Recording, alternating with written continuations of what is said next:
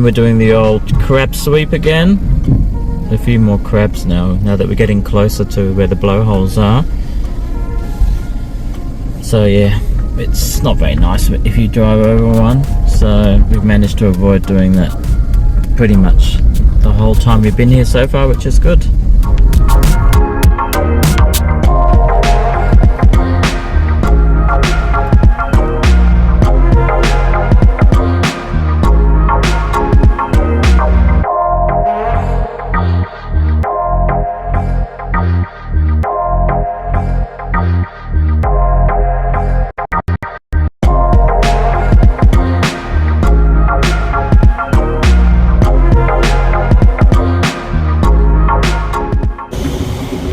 A juvenile.